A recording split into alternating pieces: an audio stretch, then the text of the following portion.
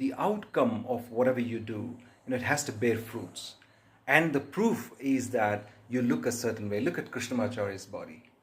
After Krishnamacharya, among his students, the only person I could look at and feel the contribution of yoga is B.K.S. Iyengar, who also passed away in Pune. And none other have impressed me. And there is so much I can go on talking about, what all they did, what kind of scandals, what kind of arguments they had in their family. Not only one family I'm referring to.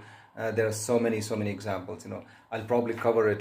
All the dissing and ditching in some other video, which is not the intention here.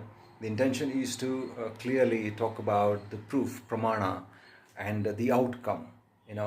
If there is no outcome of a certain art, or the outcome is not really positive and yielding something wrong, then you are in a wrong practice, my friend. I understand, you may feel frustrated, angry, because you spent so many years into it, so much money, so much, energy and effort, and then you suddenly feel like, what? Am I a fool? Have I been practicing something useless? Who is this guy telling all this? I have faced it already, but I can't help it. See, I'll give you an example. You look at Shiva or Krishna. I've already spoken about that. How they look. Okay, forget God, man. That's too far away for us to connect. Now, you look at all the munis, all the monks, sages in our history, like Patanjali. You would be surprised if you look at all these, sages, besides Patanjali, there's Agastya, there's Kanada, there's Sushruta, there's Charaka, many of them. If you put their picture next to each other, you cannot recognize who is who, unless you really look at the face structure. You get what I mean? They all look the same.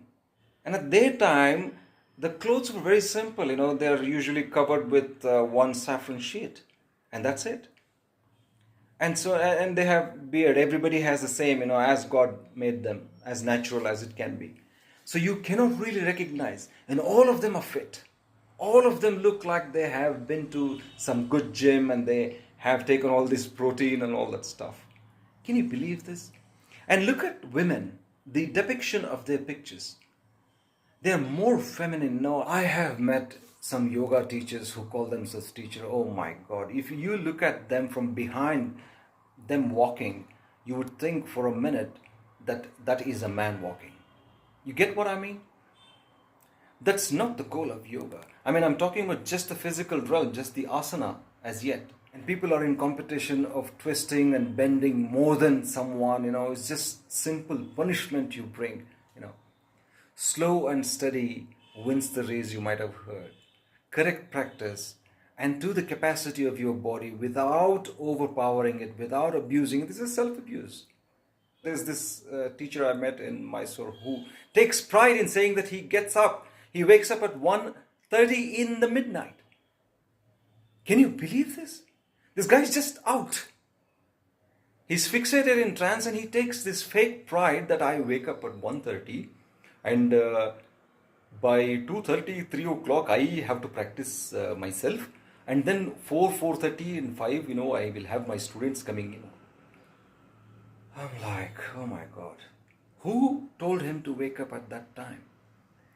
And do you think it's healthy to wake up at that time? Natural in the world is you wake up when the birds wake up. That's the most natural thing. Yes, humans are given that specific 1 hour extra as Brahma Muhurta, before 1 hour when, the entire animal kingdom wakes up. That's a benefit given to us. That's fine. But 1:30? Are you crazy? And you look at his face and you look at his body. Every trace of his self-abuse is so clearly visible. So this is not about the competition of twisting and turning, who twists more, who bends more. No, not that. And then you see these bodies, man, oh my God, years they practice, 70 to 80% of them don't look good. I have done so many interviews, and at the end of almost every interview, I've asked them to show me before and after kind of effect, the pictures before. And they were so much better off before they seriously got into yoga. And now they look like dried cucumbers. Have you ever seen a dried cucumber? That's exactly how they look.